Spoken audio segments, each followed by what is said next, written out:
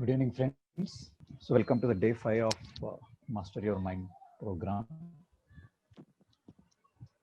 So, we have still a lot of friends yet to join. Okay, fine, we will start. So, you have been hearing what is meditation and what are the benefits of meditation for the last 4 days, what is heart elevation and all.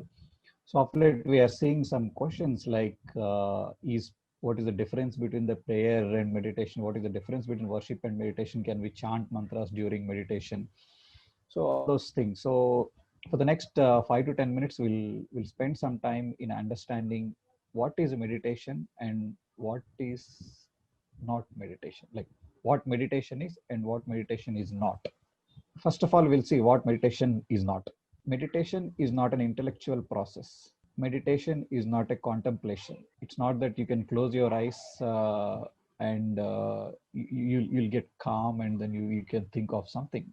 That's not the purpose of meditation. Meditation is not for concentration. It's not just one other concentration technique. Concentration is one of the byproducts of meditation, but meditation is not a tool of concentration. Meditation is not a prayer, and meditation is not worship. Meditation is not chanting of mantras. So we don't chant any mantras during meditation. All we need to do is we try to shut down all our five senses as much as we can. Hearing, seeing, tasting, yeah, other two. Meditation is not a mind control technique. So we don't do meditation to control the mind so that we can focus on one particular activity. Of course, this is the byproduct of meditation. And meditation is not another relaxation technique. Many people say, I want peace in my life. I'm doing meditation for the calmness. But yes, you will definitely get those things as a byproduct during the process of practice of meditation. But meditation is not a relaxation technique. Meditation is not visualization. It's not that you close your eyes and you visualize something and you go and you imagine something. Meditation is not for that. Meditation is not any particular state of mind. You don't do meditation to get into one particular state of calmness or state of bliss, all those things. Again, all those are the byproducts. Meditation is not a self hypnosis so that you go to some particular thing and then you change whatever that is already been there in your subconscious mind. What meditation is not. So if I have to recap, meditation is not an intellectual process. Meditation is not a mental exertion. Meditation is not contemplation. Meditation is not a concentration technique. Meditation is not prayer. Meditation is not worship. Meditation is not chanting of any mantras. Meditation is not a mind control technique. Meditation is not a relaxation technique. Meditation is not a visualization process. Meditation is not any particular state of mind, and meditation is not self hypnosis. So, what is meditation? See, I have told some 10 to 15 things. What is not meditation? Now you might be wondering what actually this meditation is all about. Meditation is a total cessation or ending the restless thoughts of the mind. It's all about emptying the mind. Meditation is a gateway for us to connect with that higher intelligence that surrounds around us. So we call this as a higher intelligence. We can call it as a quantum field. We can call it as the infinite intelligence. We can call it as a God. So we can use various terms. So meditation is all about calming your mind and connecting to that higher intelligence, so that you realize that you are beyond this body, physical body. And all the previous things I have said some time back are all the byproducts you will definitely achieve in the process of meditation. Meditation is achieving that still mind and non-judgmental awareness. Meditation is the process of self-exploration. Only with the practice of self-exploration we will realize who we really are, what we really want, what is the purpose of our life, what is the right kind of goal that I have to set. So all these things will start just unfolding one after the another when we are doing this right kind of meditation. If I have to sum it up in one word, meditation is all about making your restless mind calm and connect to this higher intelligence. So now we have studied, we had come across what is not meditation and what is meditation. Now let's get into this meditation, what we have been doing for the last few days, called the Anapanasati meditation, which is the simplest of all the techniques. All we need to do is just to observe our breath. When we observe our breath, our mind becomes empty and we connect to that emptiness which is all around us. Yeah. For the next 30 minutes, let's dive into this deep meditation.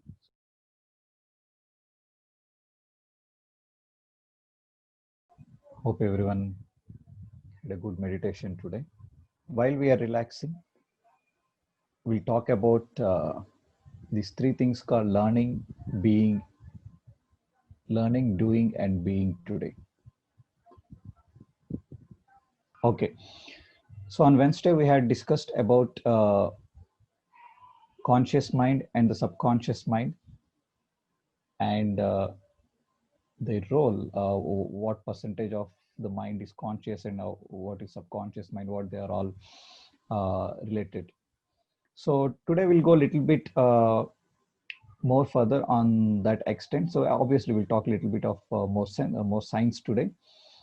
So as we discussed on Wednesday, so this neocortex, this frontal part of the brain, which is the seat of the conscious mind, also we call it as a learning or thinking brain.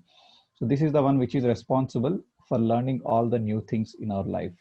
Whenever you are reading something new, whenever you are learning something new, this part of the brain is getting active. This is where the processing is happening, which is 5% of the mind, as we discussed last time.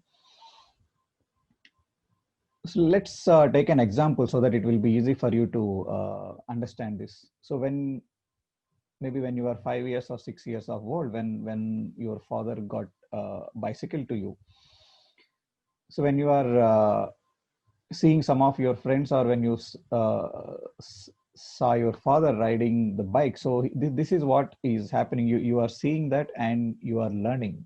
So then this at this point you are in the learning phase. So your conscious mind is trying to analyze, okay, how I need to pedal, how I need to balance all this stuff. So the next thing is, when we start doing this again, when we are practicing this every single day, so we are getting into this phase called doing. So there is this part of the brain, if you are seeing the slide, so there is this yellow color one called the limbic brain, which is responsible for this part. So when you are practicing more and more, you are getting into the state of being, which is getting part of your subconscious memory, Now, what is the next step? So when you have practiced this some thousands of times, now it becomes part of your being. So maybe after 3 to 4 years, you just uh, you just remove the stand, and then you start your bicycle, and then you end up being at the school. You may not even realize that you have uh, pedaled or you had balanced all that stuff. So now this has become part of your unconscious memory. So there is this part of the brain called, if you see the middle part of the brain called the reptile brain, which is associated to this particular functionality. So we call it as an unconscious mind. So this is how it goes: the learning, doing, and then the being. So now let's talk a little bit more in how we can apply these things in our day-to-day life. Where does this neocortex, limbic brain, and the reptile brains play a role when in our day-to-day activities? Many times you would have heard from the motivational speakers, or from your science textbooks, or from various platforms, that we have infinite potential, but we are not using that. People say our brain is so huge. I mean, not physically, but potential point of view, we have literally infinite potential, but we are not using that full potential. So is that really true? I have heard that statement many times in my school and in my college life, but until a couple of years back, when I came across this book called You Are the Placebo by Dr. Joe Dispenza, then I understood clearly, oh, okay, this is why they are saying our brain has infinite potential. So if you're seeing this slide, you can see that there are close to 100 billion neurons in our brain. So we call so our body is full of cells. There are some trillions of cells in our body. Every second, billions of cells are getting died and then created again. So the cells in this part of the body, cells in the brain, we call it as nerve cells, or we call them as neurons. So there are close to 100 billion neurons. 1 billion is 9 zeros. So 100 billion in the sense, so 11 zeros. After one, you put 11 zeros. Those many neurons we are having in our brain. Can you believe that each and every neuron can store 60 megabytes of data? 60 MB of data, that means equivalent to 15 MP3 songs. Each neuron can store 15 MP3 songs. So just imagine 100 billion neurons and how much amount of data can be stored. On a lighter note, if you want to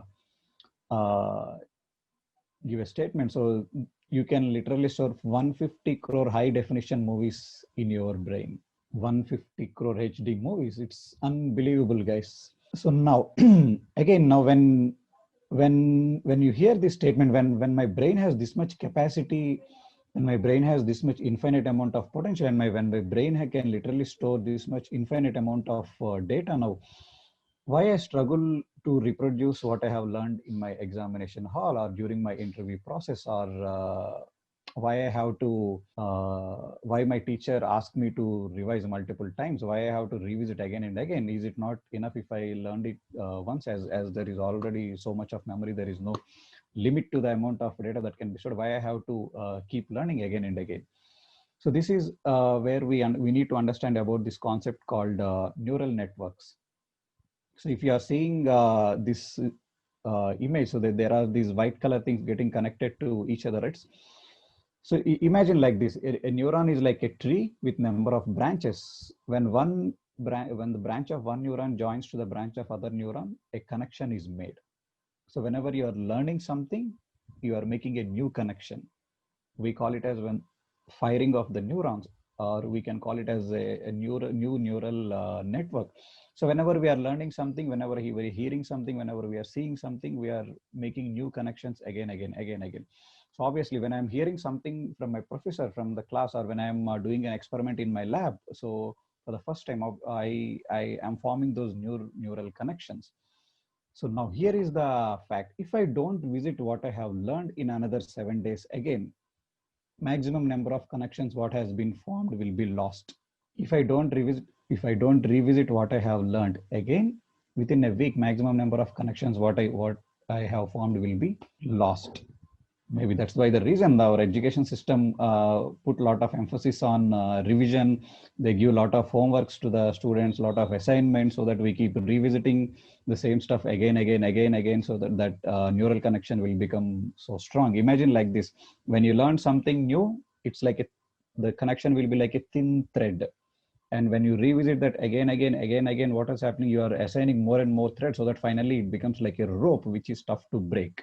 That's what happened when you saw the cycle, when you saw your friend riding the bicycle for the first time. It's like you are making a connection which is like a thin rope, which is like a thin thread.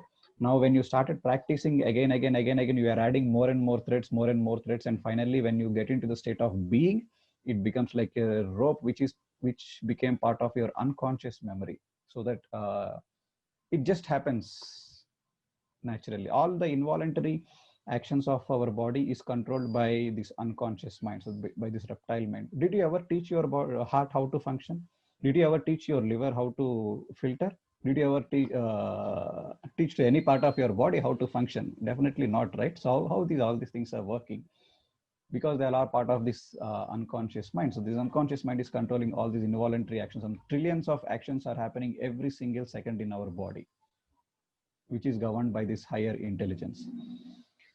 Now, okay, so we talked about revisiting what we have learned so that this neural connection will become strengthened. So there is one more technique to make these connections stronger, apart from revisiting. We call this as adding new dimensions. Uh, Many of you would have, it might be happening with many of you. See, there might be some incidents in your life which had happened only once, that also might be some 20-25 years back or some 15 years back, but you still remember them so clearly, so vividly. How is that happen? You didn't that event didn't happen again, like you are cycling, right? It happened only once, but still you remember that. It is because if there is an emotion, if there is a strong emotion that is associated to any particular incident or particular situation, at that moment, the neural connections that are being formed will be so huge. The connection will become so strengthened. So we can give the same explanation for the traumatic events this particular event would have happened some 10 years back, but I'm still unable to come out of it because that event might not be happening again, but it is happening in our mind. We are revisiting that event again, and we are strengthening that. Also, you might be seeing these guys performing some tricks on the stage, on like magicians and all. You write the host will write something on the board, and this guy will just look at the board for 5 seconds, and then he will close your eyes, and then he will be able to reproduce that full 30-40 digits number. How is this happening? So there is the different techniques called when you associate more visuals or some kind of extra elements to the text. So that is also another way of strengthening the networks. Yeah, these are all the different ways. Obviously, the most easiest and the best way is the meditation. So let me tell you how meditation helps us to strengthening the networks. Through meditation, as we just discussed some time back, so meditation is all about making your mind calm, is all about bringing that restless mind into that state of emptiness. So when your mind is empty, you will be able to put your full attention and full concentration on that one particular thing. Could be the experiment that you are doing in your lab, or could be the class that you are hearing from your professor. So when the total, where the attention goes, there the energy flows. When the total attention is on one particular aspect, that's it. At that moment, you are making a strong neural imprints in our brain. You need not revisit and you need not revise some 100 times or 20 times, 30 times again and again. Just meditate, make your mind empty, and then focus on that one particular aspect which you want to which you want to store in your brain for a longer time. So that's one of the beautiful things that can happen through meditation. So now we are talking about forming these strong neural connections. Let's go to the other side now. How about what I need to do in order to break the neural networks that are already being formed? So this is where this breaking the habits or breaking the addictions coming into the picture. So it's now clearly evident when I'm revisiting any particular incident or any particular moment in my life, I am strengthening the neural network. So if I stop revisiting that particular event or that particular situation or that particular action, that means I am slowly removing the connections. I'm slowly disassociating the thread one by one, so that the rope, which is so thick, will start becoming like a thin thread, and finally it will be lost. I'll tell this recent example which is happening with me. So this is IPL season, right? I like this one particular team so much. I'm so much attached to that particular team. So whenever that particular team is playing, the match may start at 7:30 p.m. I sit in front of my laptop at 7:30 and it may go till 11:30. That 4 hours of my time was totally I'm spending for that. Whenever a catch is dropped and whenever the batsman is out, I'm feeling so exhausted. I'm feeling so much angry that then at one point of time I realized, is it really worth to put this much energy, this much attention on this particular thing? Obviously, the result of the match is not in my control. I'm not the player or I'm not the coach neither. So why I'm putting so much attention? After the 4 hours, I'm really feeling exhausted. I can't sleep properly. So I thought, okay, heck with it, and I have to break this habit. Without realizing, it had become a habit. It had become like an addiction to me for that last 1 month. So now, as I know this science, all I need to do is I just need to stop revisiting this particular situation. How do I do that? I stopped following their updates in the YouTube channel. I stopped following their updates in the newspapers. So slowly I started disassociating to that event. Obviously, when we are doing that, you will have a strong urge as it become a part of your body. Your body will keep telling you, or your mind keeps telling you, okay, go and see what happened, what was the recent result, or go and see what is their position on the points table. But yes, you need to have that little bit of willpower, maybe for a week or 10 days, so that in this process, when you stop revisiting that particular event, slowly the connections will be lost and the addiction will be broken. Same case applies with anything. Could be for the smoking, could be for the drug addiction, could be for movies, anything, any bad habit. So if you want to break, so this is the science behind this. You just need to stop revisiting that. So this is one way of doing it. If you add meditation to this particular thing, it becomes a lot more easier. It helps you to boost the willpower a lot. So how meditation plays a role here? So when you are meditating, obviously what you are doing, you are making your mind calm. the number of thoughts keeps coming down slowly, one by one, one by one, one by one. That means you are not putting the attention on the things which you don't want. All you do in the meditation is just make your mind calm. So when you are not revisiting that particular event again, so the number of connections gets loosened, and yeah, the habit will be lost. You don't even realize after a couple of weeks you will be a totally new person. So Joe Dispenza say this statement: every time you overcome yourself little bit more, every time you overcome yourself, you start loving yourself little bit more. So all these small things what we do on our daily basis of overcoming ourselves will help us to start loving us little bit more every single day. So this aspect of self love will come into the picture, and we start filling the hole, and we becoming whole is the key to the right to the abundance. When we start filling the whole, all these things which are misaligned will start falling into alignment, and everything will start happening in a right way. Yes. So again, you can put meditation also in these three lines: learning, doing, and being. So maybe couple of on 26th of October, you might be in the state of learning. You are hearing from the Chandras or what meditation is all about, how to do meditation, how to observe the breath, all these things. So slowly, for the next 21 days, you will be in the state of called doing, when you are practicing this again. The thoughts keeps coming, but you come back to the breath. Thought keeps coming, come back to the breath. So what you are doing here, you are being in the state of called doing. So what happens next? Obviously, you will get into the state of being. It becomes part of your body memory. When the moment you close your eyes, you just get into that state of emptiness. You need not put a lot of effort to control the thoughts again. So this is all about learning, doing, and being for today. Now we are open for the discussion, guys. Would like to hear from you how you liked today's session, and if you have any questions or if you'd like to share anything. Yes, you can raise your hand if you want to interact. There is a question in the chart. Okay. How to ignore my minus points, maybe negative points, I think. Yeah, this is all about stop putting attention on that, right? So stop revisiting that particular point or belief. When you stop doing that, automatically they will be lost. And definitely meditation will add a new dimension to that process. It becomes a lot more easier. Ayush Nanda. Yes, Ayush. Hello, sir. Good evening. I am Ayush Nanda from MGNF program. I am Bangalore. My question is, many a times we listen that meditation is being in the state of awareness, and many a times we listen that, like you just taught us, meditation is all about forgetting all the thoughts and bringing them out. So these two contradictory things are there. So what is the exact definition? I am still confused about it. It's not like two different things. It's one after another. What happens when you empty your mind? You are so clear and you're so calm, and you are aware. You are in total awareness of what is happening around you. You are aware, but you are not into that. You have total control on yourself, like where you want to put your attention, where what are the things that you would like to focus on more. What is the definition of awareness as per you? Maybe that can help us to understand more.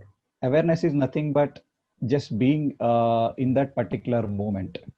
How does that happen? When I stop associating myself with all the past projections or projections from the future. So obviously I'm free now. I'm at this particular moment. I'm in total awareness of what is happening around. Awareness is not focusing on one particular thing. Awareness is not concentrating on one particular thing. Awareness is emptying the mind and being in the moment right now. Yeah, somebody asked Pradeep how to overcome stage fear. How to overcome stage fear? This is by practice again. Some past projection has happened. Some projection has happened in our past. Could be from the teacher, or could be from the family, or could be from a friend that you are not good while you are presenting, while you are on the stage, and the impact has been so strong. The imprint has been so strong that whenever next time I hear something presentation from my professor, I started revisiting that past event, and it's coming to my mind. So this is where we need to understand some of these metaphysical things. So we are not junk, right? So we as we have just seen, we have infinite potential within us. If we are having infinite potential within myself, and if I can do so many wonders, so why I have to believe this one particular thing called I could not perform well on the stage, or the moment when I go onto the stage, I'll forget everything. So if you remember the Wednesday's class, we talked about different states of the brain: high beta, alpha, theta, and then delta. So stage fear is something which comes in the first stage called high beta state. When you hear from your professor saying that you have to give the presentation coming Friday or coming Monday, immediately the mind goes into this projection. So my God, I have to go there, I have to stand, I have to see the PowerPoint, and then what if I'm not able to recollect? What if my professor didn't like my presentation? What if I used the wrong kind of words? All these are all the just mental projections which are not existing at that point of time, which is there only in the mind and which we are projecting. So meditation plays a very important role here in controlling all this mental chatter. So the moment you realize, the moment your mind is so calm, so what happens with the regular practice of meditation? So our senses will be under our control, and we will stop doing all these unwanted projections. The moment when we stop doing all these unwanted projections, we are no more in that high beta state. So our mind is a little relaxed, and we are in the state of alpha, which is a more relaxation state. So obviously with that state, if we get onto the stage, we will do an excellent thing. It's all about doing that one particular thing for the first time. You just need to take that will and go onto the stage and then try it out. It will definitely go well, and then after that it just becomes easy. It just becomes another habit, another good habit. But yeah, we need to get courage for that first time. I used to have this stage fear a lot, and then Chandra sir pushed me to do this kind of sessions in 2018 at Soul Trends, and all it took was only that one session for the first time. After that, it just went off. And definitely meditation plays a great role here. Sir, there's one more question. How to overcome compulsive or obsessive thoughts? Only one answer for all the questions. It is the meditation. What happens to meditation? Meditation helps us to lower the thought frequency. And when the thought frequency is lowered, we will stop associating ourselves with all those compulsive thoughts. And gradually, when we stop putting our attention on the thoughts which we don't want, the neural connections associated to the thoughts will keep loosened, and after one point of time, it will be gone. It is a process. It doesn't happen in one day or 1 week. It takes time. So definitely being in this environment helps a lot. This 21 days will definitely bring some kind of habit into our life, but it's not the end. We just need to put ourselves continuously in this particular environment. I just need to bombard myself with more and more information associated to that. What I just said was only 2% of what I learned from the You Are the Placebo. Now, the next thing what you have to do is you need to go and find this book called the You Are the Placebo and understand more about the scientific aspect, how all these things works. And when you add this reasoning dimension to your mind, when you make your mind believe that this thing is possible, there are many people in the world who actually made this thing possible, who actually came out of this compulsive disorder. So then it's just a matter of time. So there's one more question. How to get rid of negative thoughts and to cultivate this positive thought and attitude? Meditation, reading books, and then being in the association. So now meditation is helping us to break those to break the connections associated to the negative thought, and then reading books and then associating with like-minded people is helping us to form a new set of connections which can bring those lot of positivity into our lives. You feel more good, right, when you have someone patting on your back and telling that you are doing excellent, rather than doing things on your own. So this is what happens by being part of this association. That's why you need to go out and get more of your friends into this beautiful program. Yeah, there is one more question. I have an oscillation mind while doing some important work. Will you please give any? Yes, meditation, regular practice of meditation. See, the question itself has the answer, right? So what I need to do in order to stop the oscillation, I just need to calm mind. What is the technique to calm the mind? So meditation is all about calming the mind. Hi, sir. This is Yogesh. Yes, Yogesh. Same, sir. Proceeding with that question. So whenever I'm reading a book and if the place is calm means, So if I'm connecting some word, I'm just oscillating the word with some other things, and I'm just wandering. The mind is wandering, and I mean, when I'm getting back, it's almost 2 to 3 minutes I'm spending on that, and after that I'm able to get back. So I'm not able to proceed in a flow. Can you give me tips on that? Yeah. So how long you are in this practice of meditation? Sir, when I was in college, I was doing, but not in, I mean, constantly I was not doing. But now, I'm from 26th, I'm continuing to do so for the past 4 years. Yes. So let's continue this for another 15 days. Let's assess the situation after 21 days. So today we are going to post a survey form. Just fill that survey form, and we'll again do this survey after 21 days. So you can tell me if there is any improvement on that. The tip is only this: just to be with the breath as much time as possible in the day. It's not that you do only this 30 minutes of meditation and feeling that it will be enough. If you have more time, you can do one more session or two more sessions in your day, and take it to this state from doing to being. So we had discussed, right, learning, doing, and the being. Now we are in the state of doing as we are practicing. So the more we practice, the more it becomes part of our unconscious memory, and it gets into the state of being. So all we need to do is intensify this practice. The question or the tip for the answer to disassociate to these self-sabotaging thoughts, or all these oscillating thoughts, or contradicting thoughts, negative habits, contradicting habits, addictions, everything. We just need to practice this particular thing called meditation as many times as possible in a day. So right now, as we are at home, definitely we are having more time when compared to the other times where we are traveling, where we are spending a lot of time in the travel. So whenever you feel that you have some 15 minutes time, 30 minutes time, you just plug in your earphones and then intensify this practice. Just get into that state of being. That's it. Everything will fall in place. You can start observing a lot of changes after this 21 days itself. Jagdish sir, any comments on today's discussion? Yes, Pradeep Master, I really like the way you explained things very well indeed. And it was nice. In fact, meditation-wise, it was an excellent session for me. And it was nice the way you explained things. I think it couldn't have been simpler done, and I congratulate you for that. There's just one point I would like to make, which I would like to address this group of students, is this. You see, there are a number of subjects each one of you is studying, right? Whether be engineering or mathematics. Can you hear me? I suppose you can hear me. Yes, I think I am having some problem with my internet. That's why I ask you.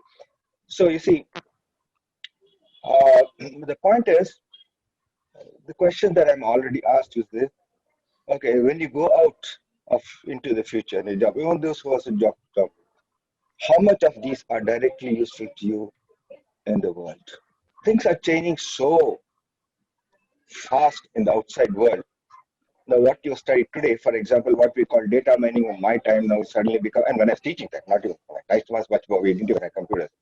So today it's business analytics, which is much more larger data processing, so on and so forth.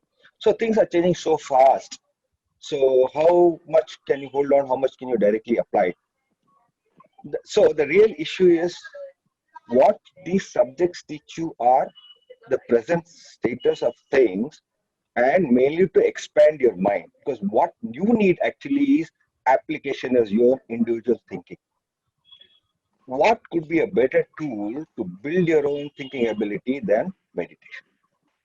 Like Pradeep Master explained to you, meditation really helps the development of your own brain, and above the brain, the meta brain is called the mind, right? And I don't know if the master has explained to, and other facilitators will explain to you much better than I perhaps can do that. So what happens is, through this meditation, you get to control your mind, and through that your brain structures, brain cells. So now, all the other questions that you have been asking about building confidence, which is something called creation. Confidence is a creative process. So creative confidence, where you're talking about how do I get rid of my negative thinking, but you don't want it, right? If you want it, it's a different thing. So how do I get rid of it? Then how do I get rid of stage fear? All this is what happens. It's based on how you control your mind. Meditation helps you do that. That's the best. You slowly realize as you go on, you start becoming the master of your mind and master of your brain. And that is what is important. And that's what the master is helping you to that. Wish you all the best. I'm sure you will do that. Just watch. Just 1 week is enough, and how you change your mind. Thank you. Thank you, That's sir. what I wanted. For that excellent comment. Yeah, thank you. Okay, friends. See you tomorrow. Sharp 5:30. Pradeep, Yes, one ma'am. more. Manoharan yes, is Manoharan. I suppose he is asking, what is emptiness exactly? Only in the brain or in the body? How to recognize? Manohar, the first question I would like to ask you is: have you read that book which we posted in the group? Meditation is very, very easy. If not, you should go back and read that book. If you join the group late, you need to get your team facilitator and ask him to post to that PDF again. Yes, so that gives more clarity about this. But yes, emptiness is different for different one. If for some, emptiness could be experiencing that calmness. For some, emptiness could be experiencing that visions. Anything that is happening to you in meditation which doesn't happen to you in other states is the sign to tell that you are experiencing this emptiness. That may vary the degree to what extent you are experiencing, but yes, you are experiencing something. If you are feeling anything in the meditation, that's the sign that you are reaching to that state of emptiness. Some people might see the vision, some people might experience the pain, some people might experience heat. All these various sensations, whatever you go through during meditation, are nothing but the signs of emptiness. Yes. Sir, can I make a final announcement? Yes. Good evening, friends. Hope you all had great meditation session. So from today, we are going to start book clubs starting from 9 p.m. to 10 p.m. So every week you'll have 4 sessions. One is on Friday and Monday on the book Biology of Belief, and Saturday and Sunday. So there is a book name called Conversation with God, which is going to be taken by Pradeep sir. And Friday and Monday, Biology of Belief, I'll be taking the session. So whoever wants to get more interaction and also get more knowledge from these books, please join the book clubs. The message is already posted in your respective groups. Kindly check. The ID is going to be different, so please check it and join the book club sessions. Thank you. Yeah, book club is another tool which can enhance to get into that state of being, from doing to being. The more and more dimensions you add to your experience every single day, the more it becomes easier. Yes, do join all these book clubs. Okay, Balasundaram sir, anything would you like to add before closing the session? Fine, it was a wonderful session. Pradeep Master, as Professor Jagadish said, it is beautifully said. Learning, being, and doing. Now I think we are in learning stage. Once you go to doing stage, then we become being stage. That is ultimate. Thank you very much for today's session. Many number of times you listen the same subject, it giving a new dimension to it. Yeah, absolutely. I think today whoever has observed very closely, this is a very, very, very interesting topic. Everybody know, but nobody is following it up actually. There's one famous Tamil writer, Sujata. He used to say that when a mango is cut in the kitchen, the smell comes to the dining hall, and you take the smell through your nose to your brain. You compare and say, and this is a mango and this is a variety and things like that. How come this happened? Because over a period of years, we have stored it as a memory in our brain. He erased that to a computer, your hard disk and RAM memory. It is there in your hard disk, and it comes to you when you encourage it and continuously to get the stuff what you want to do. So good things you have to have, like you have to remove the bad thoughts, avoid the bad thoughts, keep the good things in your mind. I used to say that all the computer engineers are aware that, or even in your mobile phones and WhatsApp, how many number of messages you are getting day in and day out. all of them are redundant. I can say 90% of them are redundant. It's the best example. It is not going to help us at all. Same way, if you junk a lot of junk mails in your system, computer, hard disk, the system will become slow after some time. And if we erase this, all this unwanted things, then your system will work fast. Same is our brain also. It's a simple example. Thank you, Pradeep, for the wonderful session today. Thank you so much. Thank you, sir. Nice example. Thank you, friends. Ravindra, sir, we can close with the music. See you guys tomorrow 5:30 a.m. And there is a book club session today happening at 9 p.m. I do encourage everyone to participate in that. You can see our groups for the joining details, how to join the book club sessions. Thank you.